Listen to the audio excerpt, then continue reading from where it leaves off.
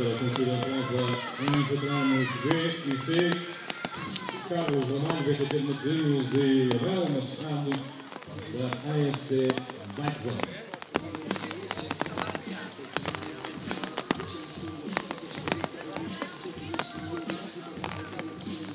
E vai para a última volta Ruben Nunes, da ASC Bikezone.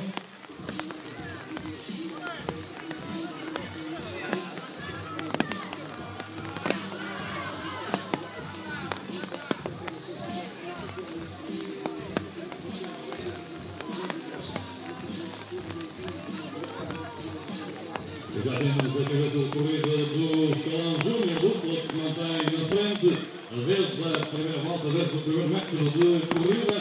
Agora vamos quem decide sobre a linha de chegada, vai ser mano a mano do João Santos e Bruno Machado. Primeiro e segundo classificados, praticamente João Santos, juntos, Francisco Tolenca e Bruno Machado, sexta. A seleção total da equipa de Radis, Matias Araújo Proa. E a terminar encontramos VT Marco Monteiro.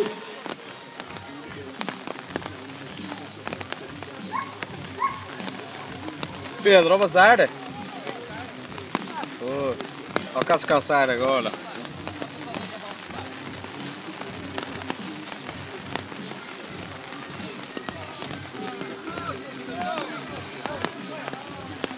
Para concluir encontramos V.